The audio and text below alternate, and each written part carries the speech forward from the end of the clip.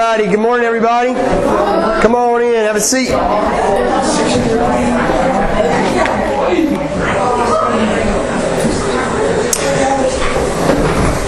Morning everybody.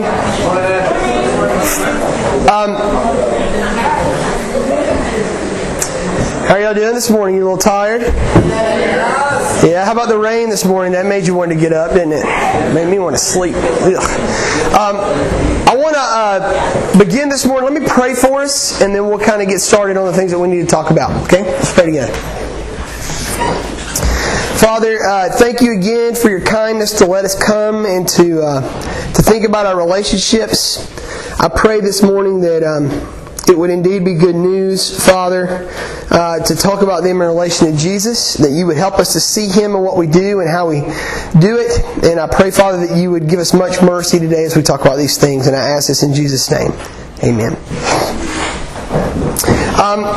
As a matter of review, in terms of what we talked about, this is a class on relationships. It's not just on dating, although we're going to emphasize dating a little bit more today and really talk about it a lot tomorrow. We are a class that's talking about relationships, and yesterday we talked about a few things as we introduced it to you that I want to remind you of. The first is that you are made to be in relationships, that you're made in the image of a God who is in relationship who with Himself and has always been in a relationship with Himself. And in so, you know, when you want to have a friend or a girlfriend or a boyfriend, or when you feel loved by somebody and you like that, that's because you're like God. Okay? And no other creature feels like that. No other creature knows that but you, what real relationship is like. Okay? And so that's good.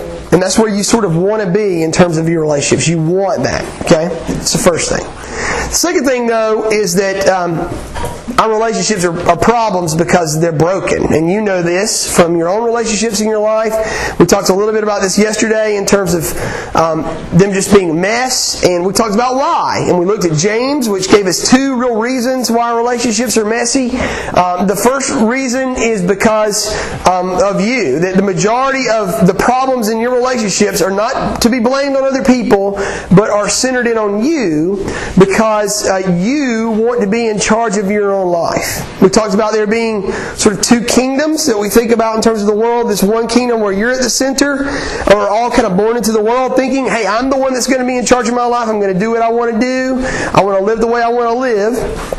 And when you do that, when you make your own kingdom that way, your relationships become extraordinarily difficult because you live in a world where there's lots of these little kingdoms. You know, where, what's your name? Andrew wants to live in a kingdom too where he's in charge and gets to do what he wants to. Buck lives in a kingdom where he's in wants to be in charge and gets to do what he wants to. And so when our kingdoms come close to one another, when we're in a relationship, we end up doing what? Yeah, fighting, arguing, being upset because we're kind of on each other's turf, and it makes relationships very difficult in our lives. And so the trick to dealing with our broken relationships in this world, first and foremost, is moving from one kingdom to the other. It's moving from a kingdom where we're at the center to a kingdom where Jesus is at the center. And we talked about how this is sort of a picture of what it means to become a Christian or live the Christian life. That we make that switch at one time in our lives when we trust Jesus in what we do. But at the same time, every day we're making a commitment to be here with Him, to move closer to Jesus, to know Him better. And so we ended our time yesterday with me just kind of begging you, and I'm going to keep begging you to do this, to move toward Jesus in your life. Okay? And that means you can move toward Him, you know, as you move toward His people, as you move toward His Word in your life, as you move toward a relationship with Him, but to move there and to not let this week go by without moving toward Him. You have a pretty profound opportunity this week to move toward Jesus in the way that you think and do and live.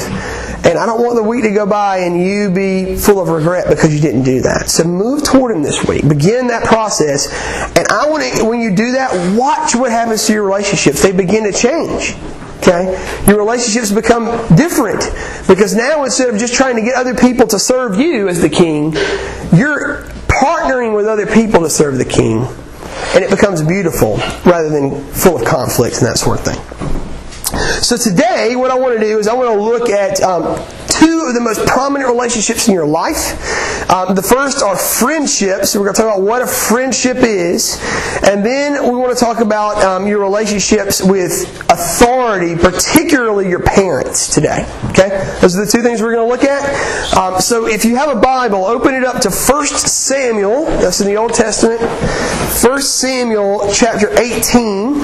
I'm going to read the first 5 verses of that. 1 Samuel chapter 18. And as you flip there, I want to give you a little background on the passage we're going to be talking about. It's very short, but it has 3 characters.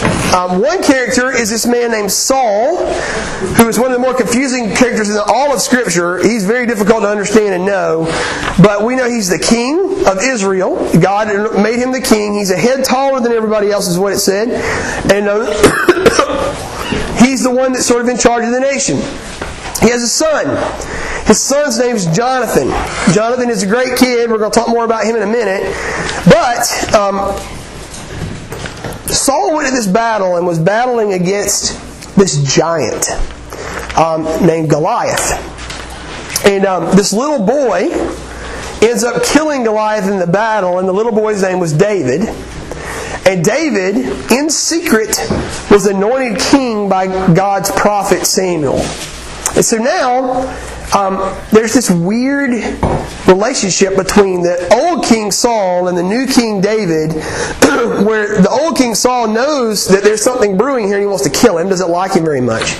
But to make it even more just scandalous and weird, the king's son, Jonathan, is David's best friend.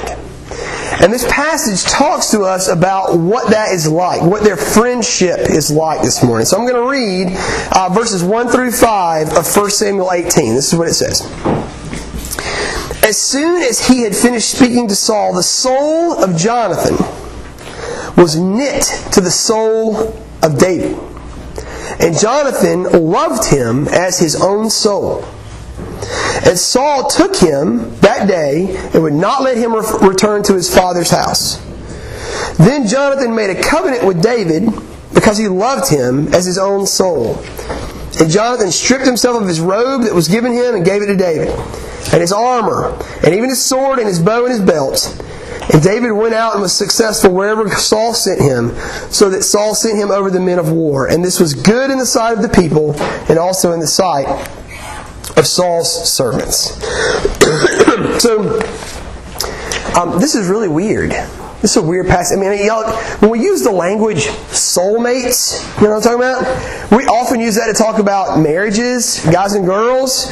But this is really where the language comes from. It says that David's soul and Jonathan's soul were knit together. They're made into one thing. There's a oneness that's created between the two of these guys in their friendship. And I'm going to talk a little bit more about what that means in a minute. But before I do, I just want to ask the question to you, like, what is a friend? What does that mean? What is friendship? You know? Here's 3 ways to think about it. I'm on Facebook. I bet none of you are, pretty much, on Facebook. Who's on Facebook in this room? Raise your hand. Yep, that's what I thought. Facebook, I have like 2,000 friends on Facebook. All right? Some of them are people that I've known since I was 5, okay, that are my friends on Facebook, maybe earlier than that, and that I've reconnected with through that. Some of them are people that I've never met. I don't really know how I pulled that off, but there are people that will say, you know, I want to be your friend, and they have mutual friends, you know, but we'll become friends, and that's sort of weird too, you know. There are some of them that I know of, but I've never had a face-to-face conversation with them. Don't know them at all, you know. But yet they're my friends, you know. And so social media has created this really weird idea of maybe what a friend is. And so I want to talk a little bit about, is that good? Here's another situation. Let's say that you're texting a guy or a girl, somebody of the opposite sex, and you're interested in them or whatnot, and y'all hang out at school or at some event that you're doing or something like that, and you meet them and you talk to them and you get to know them a little bit better, and you're interested in them, and you're like, maybe we should hang out some other time, and they say to you, I enjoy hanging out with you, but I think we should just be friends. Okay, the friend zone, the place none of us want to be, and yet it's a friendship. What are we talking about there? What does that mean? Say you're at youth group one week, and you're hanging out with your friends, and somebody new comes in, and they start to go sit off to the corner by themselves. They're new, they're just by themselves, and you go and talk to them, and you start to get to know them a little bit better, and as you do, they start saying, look, I'm really glad that you came and talked to me because I don't have any friends. I don't have anybody that's my friend. Those sort of interactions all kind of throw at us different ideas about what a friend is. What does that mean to be a friend? Our world's got this really strange idea of what it is. And what I want to do is give you a definition of it today. It's a definition that C.S. Lewis gives, as well as Tim Keller. I think it's helpful. We're going to talk about it a little bit, about the elements of it. And I just want to kind of give you some things to think about it in terms of friendship and how you make friends. And then we'll talk about your parents. This is the definition. Okay, I'm going to give it to you. I want you to think about it. It's this. Friendship is a deep oneness. Okay? Friendship is a deep oneness that comes from a mutual journey toward a shared horizon. Okay? It's a deep oneness that comes through a mutual journey toward a shared horizon. A mutual journey toward a shared horizon. Let's talk about those three things. Number one, it's a deep oneness. What does that mean? Okay. Well, in the passage that we looked at today, of course, that language of their souls being knit together, it couldn't be much. It couldn't be much more intimate than that, could it? It kind of looking that way, being this growing together, this closeness. Lewis talks about it this way. He says that it's like you meet somebody for the first time and you're talking to them. And you have this moment where you're like, you like that too? You too? Really? And there's a sort of instant connection between the two of you, where you move closer to one another. And Lewis talks about that connection sort of being over something like, hey, you like Pokemon too? You like LeBron? Whatever you don't like LeBron? Hey, let's move closer. Whatever it may be. It's something that draws you into someone where there's a closeness that's sort of being established, a oneness. It's a movement toward one another that begins to happen. You felt this, and the people that you're the closest friends with probably you continue to move toward one another. It's this closeness. Now, we talked about yesterday how sort of one of the main problems with us as human beings in terms of relationships is that we're a mess on the inside. We're screwed up. We're sinful people. And so, what makes somebody a really good friend, all right, what makes the one that's cut through is that when you do something that hurts somebody, or you show them a little bit of your ugliness, and instead of them going, ooh, I'm not interested, they move toward you. Okay? That's when you're getting at what a real friend is. Friendship is a oneness that cuts through even the hard things in your life because people are interested in you. Okay? Even with your warts and your ugliness. They want you. They're moving toward you. I have a pastor friend who once said that it's when we're born into the world as sinners, we're sort of born with all these coats on, with all these clothes on. Okay? And what we really want to do is to get naked with people. Okay? Please forgive that language. That's why I told you the other day, marriage is sort of the penultimate way to think about relationship. And so what we want to do is we want to show people, not necessarily our bodies naked, because that's scary, but we want to show people what we're like. I can take my mask off in front of you. I don't have to pretend like I'm something that I'm not in front of you. I can be me. I can be goofy and weird and awkward. I'm engaged to this girl, and one of the reasons that I really love her is because when we're with each other, we can just be really strange and awkward. And if I'm that way around other people will be like, he's strange and awkward. I don't want to be around him. And it actually attracts us to each other. It's really weird. And that's kind of what we all want, isn't it? We want somebody that we can sort of be ourselves and they move closer. Somebody that we can be ourselves and they move nearer to us. And so the idea is we take off these clothes when somebody gets near. I take one of the coats off as I get to know them. And if they like me, then I'll take off another one. If they like me, I'll take off another one. I'll keep moving. I'll keep showing myself to people and moving toward them. And marriage is sort of this picture of ultimate friendship where I'm willing to take it all off. And they're willing to take it all off. And we're naked. That's why we're naked in one. Is the idea.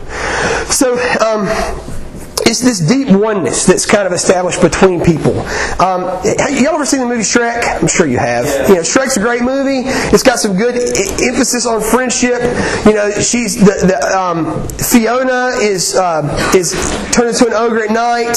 She wants the spell broken. She falls in love with Shrek. She kisses him at the end of the movie. And what happens to her? Is the spell broken? Yes, it is. What happens to her though? She turns into an ogre. Permanently, right? And after that happens, Shrek looks at her and he goes, "Fiona, are you all right?" And she says, "Yes, but I don't understand. I'm supposed to be beautiful." And Shrek says, "You are beautiful." See?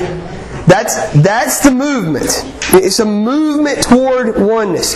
There's a great movie that I love called what's the name of the movie? I just slipped my mind. Slumdog Millionaire. I don't know if you've ever seen Slumdog Millionaire. It's this great movie about this Indian guy, and he's in love with this girl.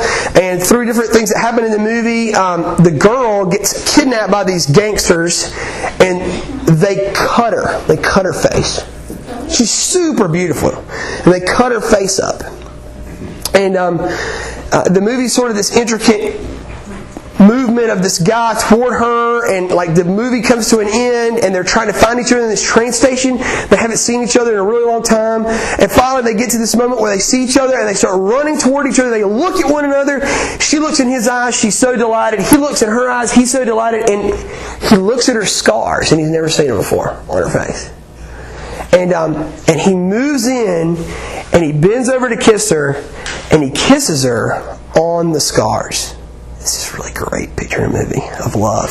I'm going to kiss your scars. That's the friendship movement. That's the movement toward oneness despite your mess that we're talking about. Okay, that we're looking for. And so, this is a little teaser for tomorrow when we talk about relationships. But I'm just going to tell you in advance that what you really want. Look at me.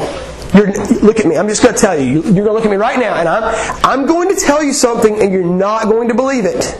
Okay? But it's true. What you really want is not the most beautiful, hot, amazing person that you can find.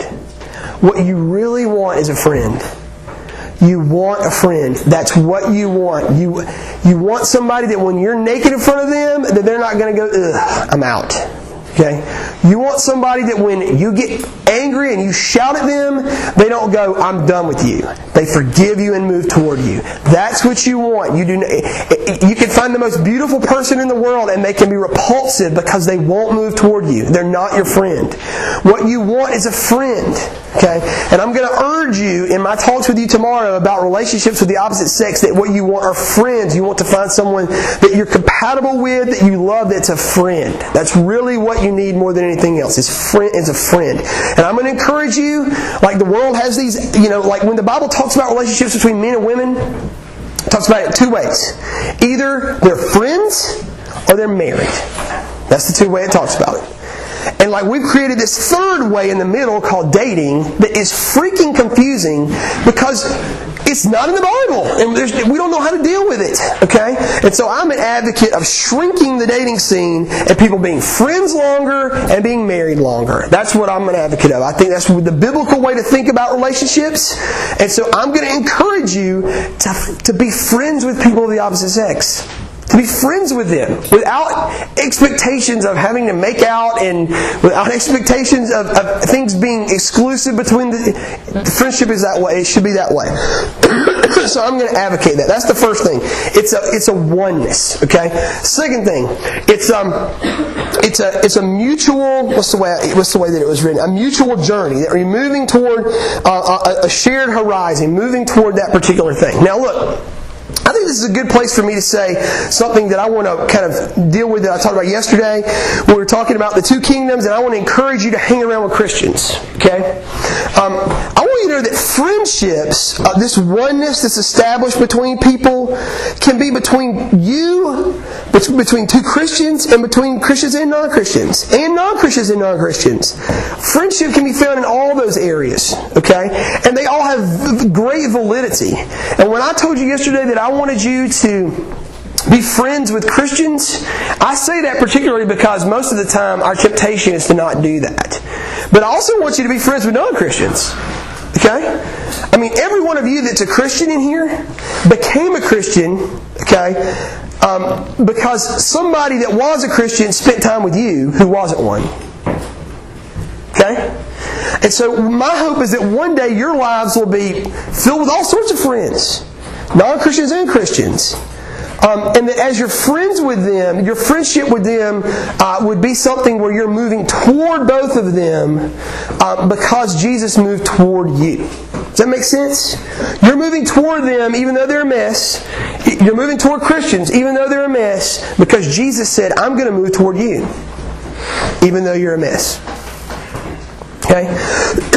They're both important. If you look at your life and you're like, I don't have any friends that are not Christians, then I think you need to rethink that. Okay? If you look at your life and you're like, I don't have any friends that are Christians, then I think you need to rethink that too. Okay? You need both in your life. They're both important for different reasons. But especially in those areas you're moving in different directions, but you have a shared. The idea is that we have a way that we're moving as friendships. I think about like Shrek. Let's return to Shrek again for a minute. Okay, how did Shrek and Donkey, who are the most unlikely couple, right? They're the odd couple. How did they become friends? In the swamp. Okay, what did they do? Where'd they go? To save the princess. To save the princess, yeah. They were moving together on this journey to save the princess, and the two most unlikely people become lifelong friends because of it. How many of you have ever seen Lord of the Rings or read Lord of the Rings? Okay, the Fellowship of the Ring is a great example. You have this really weird group of people. Elves, which are beautiful, classy people that everybody wants to be like. Dwarves, who are gross little dudes that don't really care what people think. Hobbits, which are basically like grown-up children that are still children. And you have men, and then wizards. So you have old things, really young ones, different sizes, different cultures that people are coming from. And they all kind of come together, and they have this one journey of going to do what? To destroy the ring. They're going to destroy the ring, and over the time that they do that, they all become deep friends. And it's because they have a shared journey in terms of what they're doing. They're moving towards something. This can happen in little ways in your life or big ways. Like, some of you are on sports teams and you become friends with the people on your sports team because you're moving toward that goal with them. It can be like people in your class at school or people in your youth group. Whatever it may mean, you're moving in one direction to them, and as you're moving, you're becoming closer together. See that? There's a oneness developing between you as you move in that direction toward those shared things with someone else. So that's sort of the way friendships work. They're meant to move you in that direction. And they accomplish these kind of shared horizons as they move in that direction. I've got to move to the other thing I've got to talk to you about for just a few minutes. But I want you to think about a few things. Two things I want you to think about in terms of your friendships. One is this. Are you pursuing deep oneness with other people? Okay? Are you doing that? I think a lot of times our friendships can just become like this place where we want to get affirmation. We want people to like us. We're using people. And that's not really what a friendship is. A friendship is something where you're pursuing other people and you're moving towards something good with them, but you're becoming closer as you do so. All right? In your friendships that you have with people, where are you going with them? What are you doing with them? Where are you moving in terms of your life? Sometimes those things are easily seen, sometimes they're not so easily seen. But are you becoming closer to one another as you do so? Are you getting to a point where you're willing to say, hey, even though you're pretty screwed up, I'm going to move toward you. I'm going to love you despite your unloveliness in that way. So that's the first thing. The second thing I want you to see is this. And this is the really cool thing about friendships. Is that all of our relationships that we have, that I'm going to talk to you about over the next few days, friendship, relationship with parents, and then tomorrow, relationship with the opposite sex, they're all sort of shadows of something much greater than themselves. All right? And particularly your friendships are a shadow of something greater.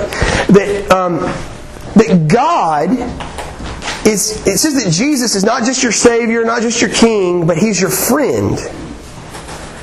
That Jesus is your friend. Look at me. That unlike earthly friendships, which are filled with difficulty and betrayal and hurt, Jesus will never leave you. He'll never forsake you. He delights in you. He wants you. He moves toward you. Every step you've taken back from Him, He's continued to move toward you. He wants you. He loves you. He cares for you. He's the picture of what a true friend is. Okay? And so when you're involved in your friendships in the world, there's two things that it kind of does. One is they're all sort of like little pictures of what the real one is like. Okay? They should make you love Jesus more as you're in these friendships in your life. But Jesus' friendship with you also gives you power to go out and move toward people that are ugly in your life. Right? Because you know that you're safe. You know that He's not going to change the way He feels about you. You know that He's going to care for you until the end of the time. And so His friendship with you is the impetus to move out into friendships with other people. And that's why I'm going to keep telling you, I'm going to tell you again today, that if you want to have good friendships with people, then the goal to having good friendships is to have a good friendship with Jesus. To move toward Him in your life. And as you move toward Him, you will move toward other people even when they're hard to be with. Okay? Alright, second type of relationship I want to talk to you about. Your parents. The fifth commandment says this: honor your father and your mother, that your days may be long in the land that the Lord your God is giving you. Now, I'm going to talk to you briefly about your parents here for a minute and give you some things to think about. But this is a little broader than just your parents as well.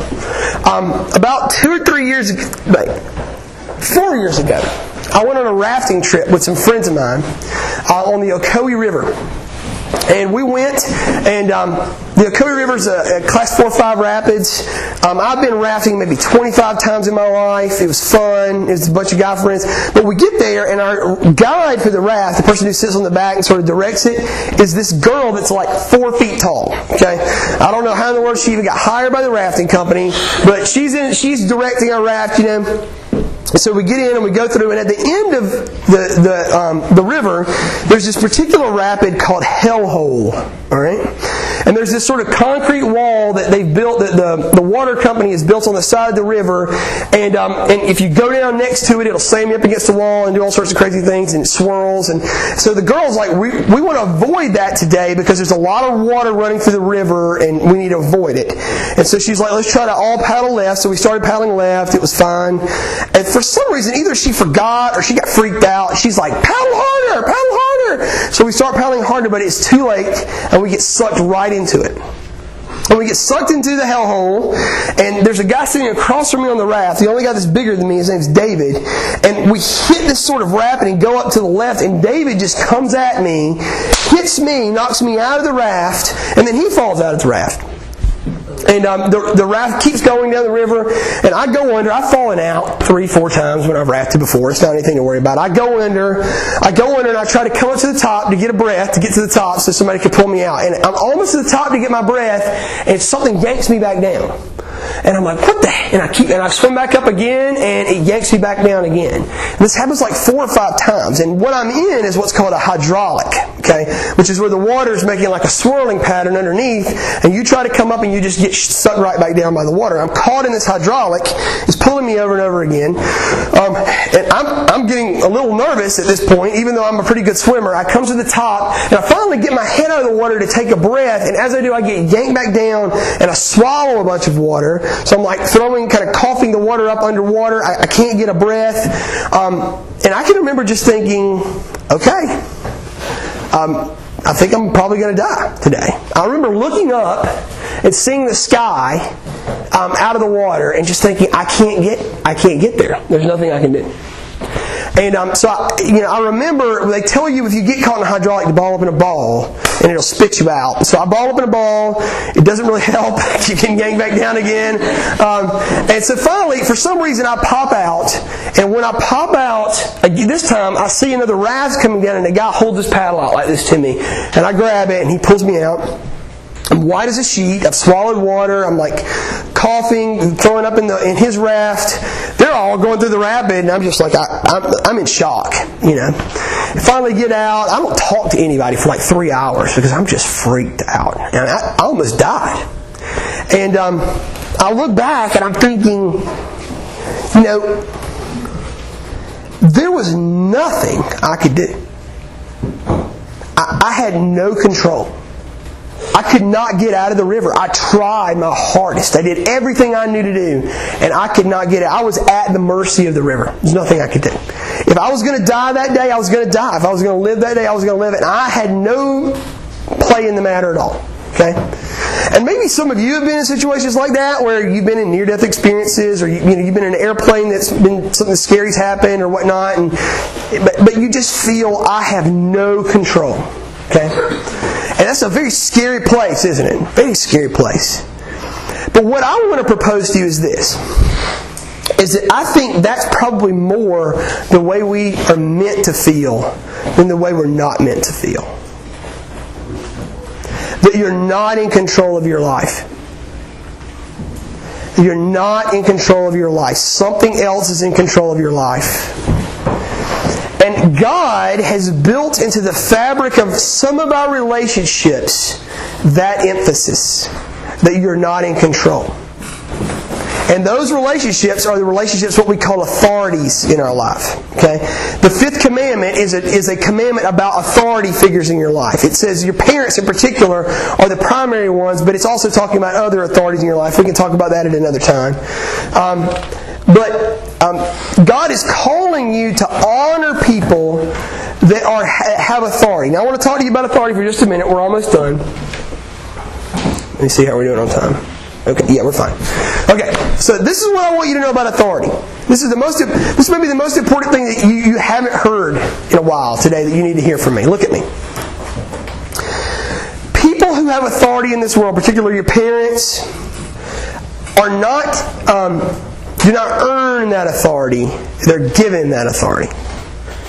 In other words, your parents have authority over you in your life because God has given it to them. Not because they've earned it. And I say that because some of you have crappy parents. Okay? In fact, I'm a crappy parent. And I don't want to be able to, I don't, when it comes to my children and loving my children well, I want them to honor me not because I'm an honorable guy, because I'm not always an honorable guy. But I want them to honor me because God has given me honor. It says there's a real sense because of the way God's made the world that when you obey your parents, you honor your parents, that you're honoring God. Does that make sense? Okay? That their authority is vested. It's given to them by God. Same thing's true of other people that are in authority over you, like the police or the government, or people that have better gifts than you, or people like your teachers at school that are smarter than you. They have authority that's given to them by God that calls for you to respect them and to honor them despite what you think of them. Okay? Now, this always breaks in a little bit. If someone in authority over you says, "I want you to go kill somebody," what do? You don't go kill them, obviously, because that's not honoring to God. They're misusing their authority in that way. But as long as they're consistent with what God's commands in this world, you're called to obey them and honor them. Okay? And that's even if you don't like them. That's really hard, right? It's really hard to think of it that way. Because God has sort of established this authority structure in the world. It goes against our sort of sin nature to submit to people that are in authority over us. We don't like to do this. For example, if I brought a box in this room and I set the box right here, okay? You didn't know what was in it, it was just a box. And I said, "Look, you guys can do anything you want to do in the room today. I got to go, but you can do anything in this room you want to do today, but you cannot open this box." What do you immediately want to do? Yes. Now, if I just brought the box and set it in the floor, you might wonder what's in it, but you're not compelled to open the box until I tell you not to, right? Because what you really want is not to see what's in the box, but you want to do what's forbidden. That's how we are. That's our sin nature craves to do what we're not supposed to do. It pushes back on authority. It pushes back on being told what to do in any sort of way. And so, what breaks that cycle, and this is sort of where I'm going to close today, what breaks that cycle is Jesus. Now listen, I told you all these relationships that we have in our life are like shadows. They're meant to show us what is really good in the world and the way that God is. And so the relationship with your parents, with authorities in your life is a shadow because it says that God is worth trusting. That God is an authority worth living for. I can remember when I was a little kid, my parents used to say this to me. They would say, "Go do this." And I would say, "Why?" And they would say, "Because I said so." And don't you hate that? Oh, that makes you so mad, doesn't it, to hear that? And I remember thinking when I was a little kid, I will never say that to my children. That's ridiculous. I'm going to give them good and valid reasons that we do the things that we do, so they don't have to ask me that question.